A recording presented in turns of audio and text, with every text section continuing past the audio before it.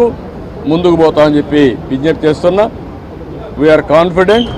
Election commission అయితే పేషెంట్గా వినడమే కాకుండా వారు 5 కోట్ల మంది కంటే 4 కోట్ల ఓటర్స్ ఉన్నారు. వారందరికీ ఒక భరోసా ఇచ్చినట్టు వాళ్ళు భరోసా ఇచ్చారు. అది అమలవుతుందనే ఆశాభావంతో ముందుకు పోతున్నాం. సార్, తెలంగాణలో వేసిన ఓటర్లు చాలా మంది ఏపీలో కూడా ఓటు నమోదు చేస్తున్నారు. రీఎంట్రీ ఓట్లు ఎక్కువ ఉన్నాయని వైసీపీ. నేనేమంటానంటే మీరు ఎన్నెన్నో ఆరోపణ చేయండి, వాడు ఓటేసినప్పుడు వాళ్ళకి నోటీస్ ఇచ్చి పర్ఫెక్ట్గా చేయాలి తప్ప మీరెవరు డిలీట్ చేయడానికి?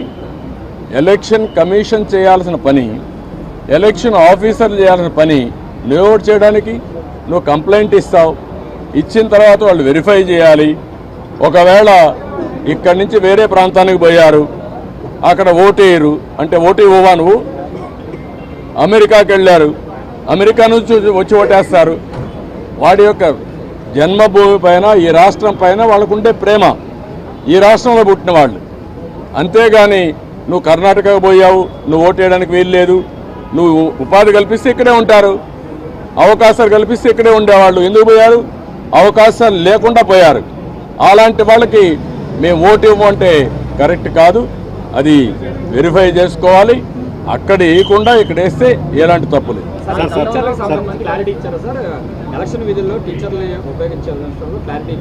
నేను అన్నీ చెప్పిన తర్వాత వారు విన్నారు, చేస్తామనే విధంగా చెప్పారు. ఎట్టి పరిస్థితుల్లో సచివాలయ స్టాఫ్ వేయడం కరెక్ట్ కాదు.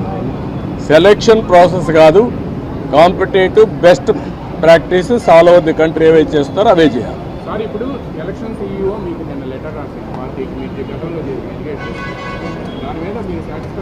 లేదు, దాని మీద కూడా మేము చెప్పాం. నిన్నే పంపించారు, మేము వెరిఫై చేసుకున్నా, మళ్ళీ మేము దృష్టి తీసుకొస్తామని చెప్పాం. కొంతమంది కలెక్టర్ల మీద మీరు ఢిల్లీ వెళ్ళినప్పుడు కంప్లైంట్ చేశారు. ఇప్పుడు దాని మీద మళ్ళీ యాక్షన్స్ లేవు అని ఈరోజు కూడా మళ్ళీ మేము చెప్పాం. ప్రతి ఒక్క ఆఫీసర్ పైన మేము స్పెసిఫిక్ ఎవిడెన్స్ ఇచ్చాం. దానిపైన లాజికల్గా యాక్షన్ తీసుకోవాలి. క్రిమినల్ ప్రాసిక్యూషన్ కూడా చేయాలి. సార్, ఇది అంతా తిరుపతి ఎంపీ ఎలక్షన్ నుంచి, బై ఎలక్షన్ నుంచే ఇది స్టార్ట్ అయింది సార్, ఫోకస్ అయింది కూడా. కానీ 2 years అయినా దీని మీద అవి కూడా ఇచ్చాం. మరి తిరుపతి బై ఎలక్షన్లో జరిగింది, గ్రాడ్యుయేట్స్ కాన్స్టిట్యున్సీ ఎలక్షన్లో జరిగింది, 2019 జరిగాయి. జరిగిన తర్వాత మీరు యాక్షన్ తీసుకోలేదు కాబట్టి వీళ్ళు ఏమీ కాదని ధైర్యంతో ఉన్నారు. నేను ఈ విషయం కూడా అది చెప్పింది, ఎలక్షన్ కమిషన్ అనేది ప్రాసిక్యూట్ చేయడానికి కూడా మీకు అధికారం ఉంది. ఇమ్మీడియట్గా మీరు అవన్నీ చేస్తే భయపడతారు.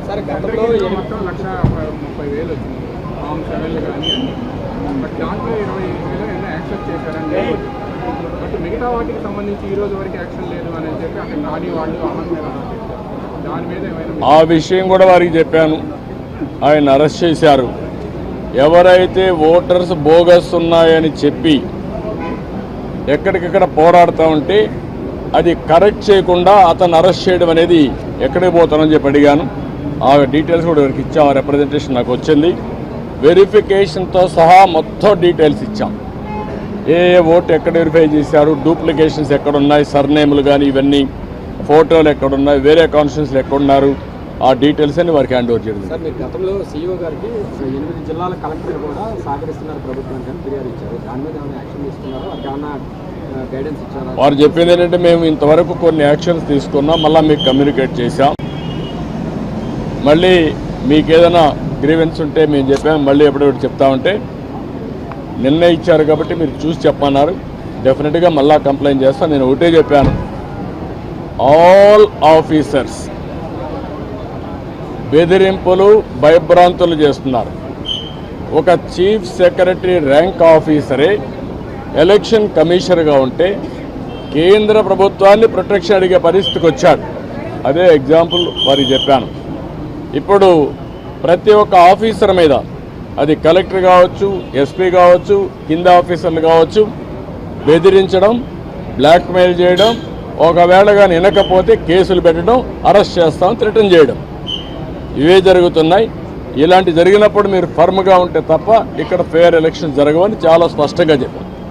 టైం సరిపోతుంటారు అంటే చర్యలు తీసుకోవడానికి ఇంకా ఎక్కువ రోజులు ఉంది, అసలు వీళ్ళు తీసుకునే అవకాశం ఉందంటారా? అంటే మీరు ఒకటి గుర్తుపెట్టుకోవాలి, ఎలక్షన్లు 2 నెలలే ఉంది. ఎలక్షన్ ప్రాసెస్ స్టార్ట్ అయిపోయింది, ఎన్యూమరేషన్ అయిపోయింది, ఓటర్స్ వెరిఫికేషన్ అయిపోయింది.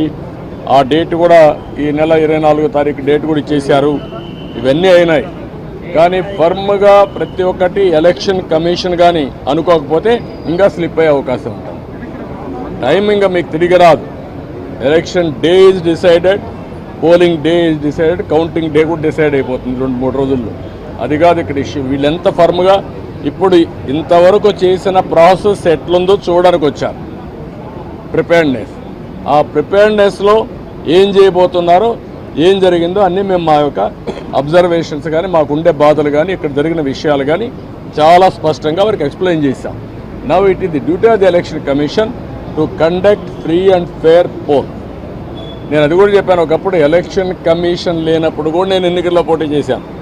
తర్వాత ఎలక్షన్ కమిషన్లు రాజ్యాంగబద్ధంగా వచ్చాయి. అప్పుడు కూడా ఇంత ఘోరాలు జరగలేదు. మార్కెలింగ్ అందరికీ నా